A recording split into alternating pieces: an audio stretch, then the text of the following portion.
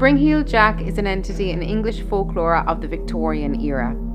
The first claimed sighting of Spring-heeled Jack was in 1837. Later sightings were reported all over the United Kingdom and were especially prevalent in suburban London, the Midlands and Scotland. There are many theories about the nature and identity of Spring-heeled Jack.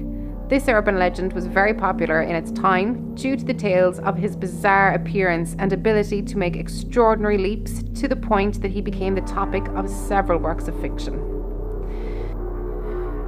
Spring-heeled Jack was described by people who claim to have seen him as having a terrifying and frightful appearance with diabolical physiognomy, clawed hands and eyes that resembled red balls of fire. One report claimed that beneath a black coat he wore a helmet and a tight-fitting white garment like an oilskin. Many stories also mention a devil-like aspect. Others said that he was tall and thin with the appearance of a gentleman. Several reports mentioned that he could breathe out blue and white flames and that he wore sharp metallic claws at his fingertips. At least 2 people claimed that he was able to speak comprehensible English.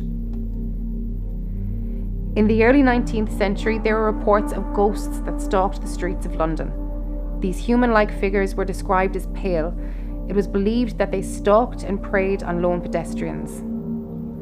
The stories told of these figures formed part of a distinct ghost tradition in London, which some writers have argued formed the foundation of the later legend of Spring-heeled Jack. The most important of these entities was the Hammersmith ghost, which in 1803 and 1804 was reported in Hammersmith on the western fringes of London. It would later reappear in 1824. Another apparition, the Southampton ghost, was also reported as assaulting individuals in the night. This particular spirit bore many of the characteristics of Spring-heeled Jack and was reported as jumping over houses and being over 10 feet tall.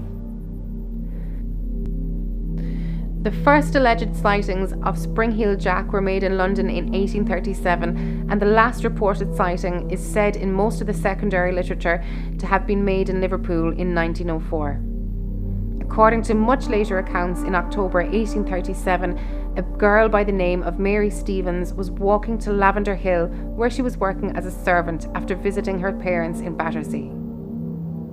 On her way through Clapham Common, a strange figure leapt at her from a dark alley.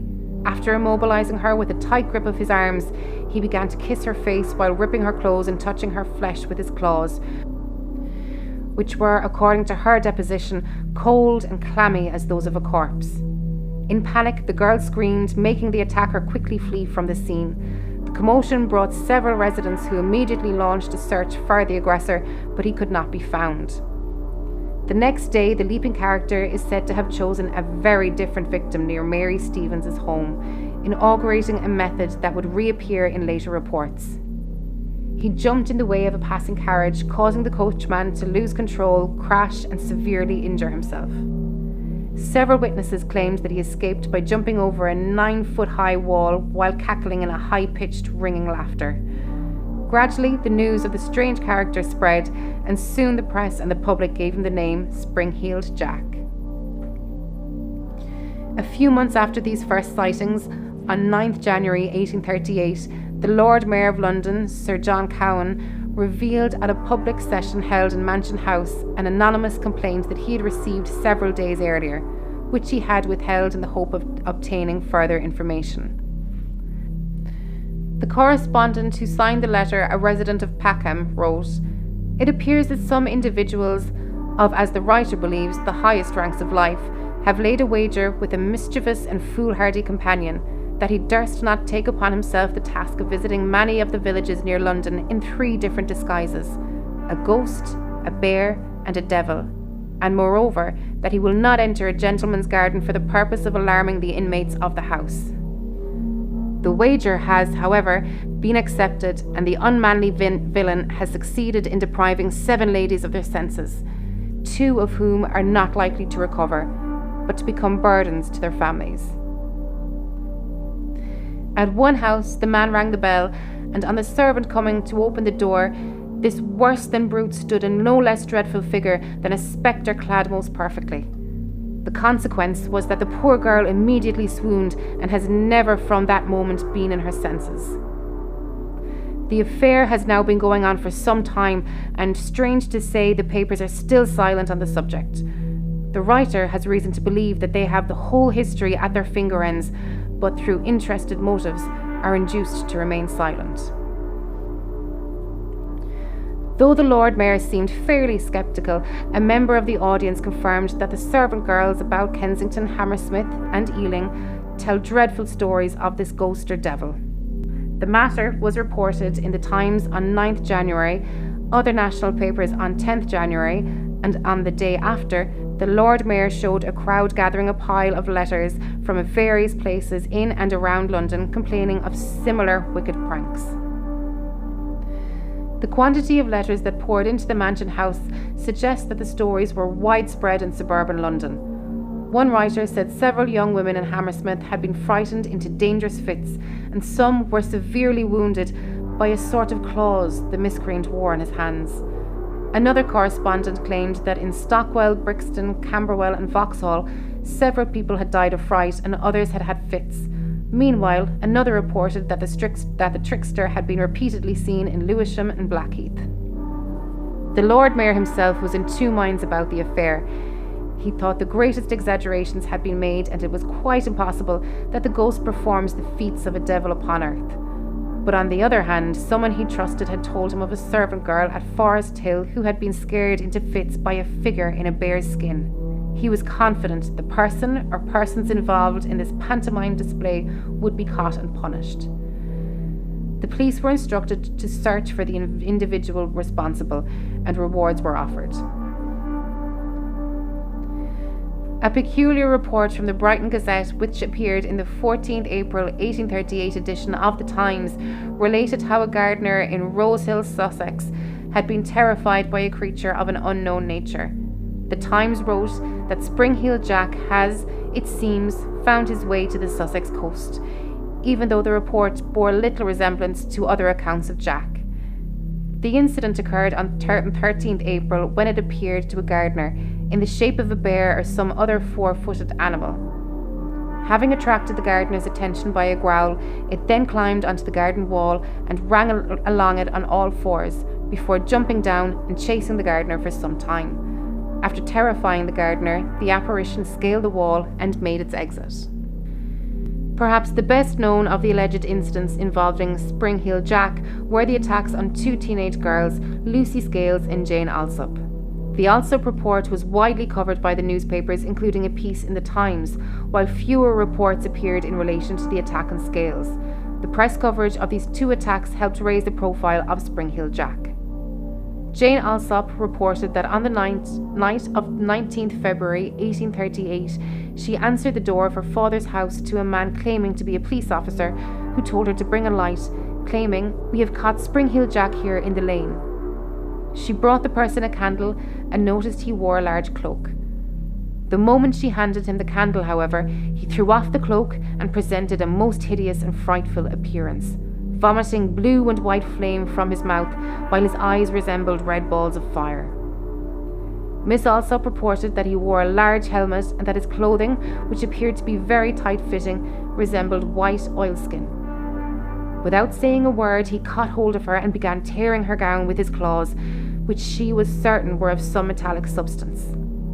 She screamed for help and managed to get away from him and ran towards the house. He caught her on the steps and tore her neck and arms with her claws. She was rescued by one of her sisters, after which the assailant fled. On 28th February 1838, 9 days after the attack on Miss Alsop, 18-year-old Lucy Scales and her sister were returning home after visiting her brother, a butcher who lived in a respectable part of Limehouse. Miss Scales stated in her deposition to the police that as she and her sister were passing along the Green Dragon Alley, they observed a person standing in an angle of the passage. She was walking in front of her sister at the time, and just as they came up to the person who was wearing a large cloak, he spurted a quantity of blue flame in her face, which deprived her of her sight, and so alarmed her that she instantly dropped to the ground and was seized with violent fits, which continued for several hours. Her brother added that on the evening in question he had heard the loud screams of one of his sisters moments after they had left his house, and on running up to Green Dragon Alley he had found his sister Lucy on the ground in a fit, with her sister attempting to hold and support her. She was taken home, and he then learned from his other sister what had happened. She described Lucy's assailant as being of tall, thin and gentlemanly appearance, covered in a large cloak and carrying a small lump or bull's-eyes lantern similar to those used by the police. The individual did not speak, nor did he try to lay hands on them, but instead he walked away quickly. Every effort was made by the police to discover the author of these and similar outages, and several persons were questioned but were set free. The Times reported the alleged attack on Jane Alsop on 2nd March 1838 under the heading "The Last Outrage at Old Ford." This was followed with the account of the trial of one Thomas Milbank, who immediately after the report attack on Jane Alsop had boasted in the Morgan's Arms that he was Spring-Heeled Jack. He was arrested and tried at the Lambeth Street Court. The arresting officer was James Lee, who had earlier arrested William Corder, the Red Barn murderer. Milbank had been wearing white overalls and a greatcoat, which he dropped outside the house, and the candle he dropped was also found. He escaped conviction only because Jane Alsop insisted her attacker had breathed fire, and Milbank admitted he could do no such thing. Most of the other accounts were written long after the date. Contemporary newspapers do not mention them. After these incidents, Spring-Heeled Jack became one of the most popular characters of the period. His alleged exploits were reported in the newspapers and became the subject of several penny dreadfuls and plays performed in the cheap theatres that abounded at the time. The devil was even renamed Spring-Heeled Jack in some Punch and Judy shows, as recounted by Henry Mayhew in his London Labour and the London Poor. "This here is Satan. We might say the devil, but that ain't right. And general folks don't like such words. He is now commonly called Spring-Heeled Jack or the Rossian Bear. That's since the war." But even as his fame was growing, reports of Spring-Heeled Jack's appearance became less frequent if more widespread. In 1843, however, a wave of sightings swept the country again. A report from Northamptonshire described him as the very image of the devil himself, with horns and eyes of flames. And in East Anglia, reports of attacks on drivers of mail coaches became common. In July 1847, a Spring-Heeled Jack investigation in Devon led to a Captain Finch being convicted of 2 charges of assault against women, during which he is said to have been disguised in a skin coat which had the appearance of a bullock's hide, skull cap, horns and mask. The legend was linked with the phenomenon of the Devil's Footprints, which appeared in Devon in February 1855. In the beginning of the 1870s, Spring-Heeled Jack was reported again in several places distant from each other. In November 1872, the News of the World reported that Peckham was in a state of commotion owing to what is known as the Peckham Ghost, a mysterious figure quite alarming in appearance. The editorial pointed out that it was none other than Spring-Heeled Jack who terrified a past generation. Similar stories were published in the Illustrated Police News. In April and May 1873, it was reported there were numerous sightings in Sheffield of the Park Ghost, which locals came to identify as Spring-Heeled Jack. This news was followed by more reported sightings until in August 1877, one of the most notable reports about Spring-Heeled Jack came from a group of soldiers in Aldershot Garrison. This story went as follows. A sentry on duty at the North Camp peered into the darkness, his attention attracted by a peculiar figure advancing towards him. The soldier issued a challenge, which went unheeded, and the figure came up beside him and delivered several slaps to his face. A guard shot at him with no visible effect. Some sources claim the soldier may have fired blanks at him, others that he missed or fired warning shots. The strange figure then disappeared into the surrounding darkness with astonishing bounds. Lord Ernest Hamilton's 1922 memoir, 40 Years On, mentions the Aldershot appearance of Spring-Heeled Jack.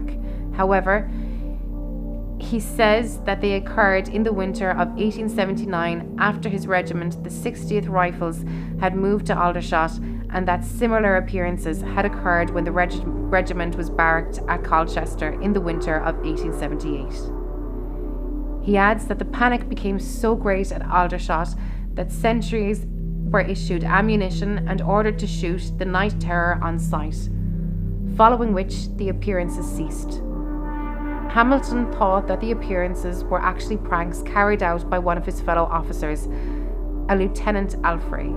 However, there is no record of Alfrey ever being court-martialed for the offence. In the autumn of 1877, Spring-Heel Jack was reportedly seen at Newport Arch in Lincoln, Lincolnshire, wearing a sheepskin. An angry mob supposedly chased him and cornered him, and just as in Aldershot a while before, residents fired at him to no effect. As usual, he was said to have made use of his leaping abilities to lose the crowd and disappear once again. By the end of the 19th century, the reported sightings of Spring-Heel Jack were moving towards the northwest of England. Around 1888, in Everton, North Liverpool, he had allegedly appeared on the rooftop of St. Francis Xavier's Church in Salisbury Street. In 1904, there were reports of appearances in the nearby William Henry Street.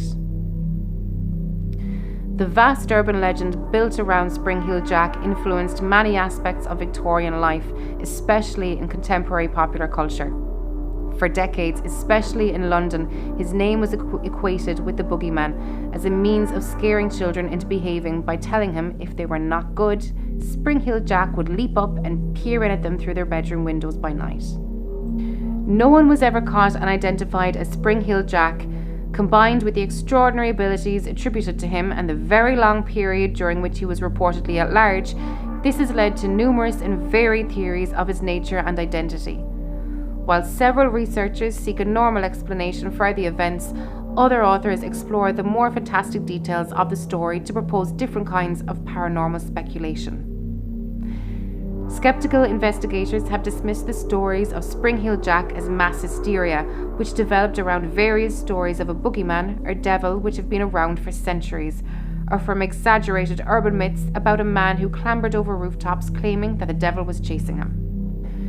However, a variety of widely speculative and paranormal explanations have been proposed to explain the origin of Spring-Heel Jack, including that he was an extraterrestrial entity with a non-human appearance and features, and a superhuman agility deriving from a life on a high-gravity world with his jumping ability and strange behaviour, and that he was a demon, accidentally or purposefully summoned into this world by practitioners of the occult, or who made himself manifest simply to create spiritual terror. If you like that, then check out our Patreon, where for just $5 a month you get access to exclusive shows like Real Monsters and Playing with Bones with Amy Rose, along with early access to all our minisodes and ad-free access to the Weekend Update and It's Alive! Not convinced yet? Well, head on over now and have 7 days on us. That's a 7-day free trial for all new members. That's It's Alive Pod on Patreon.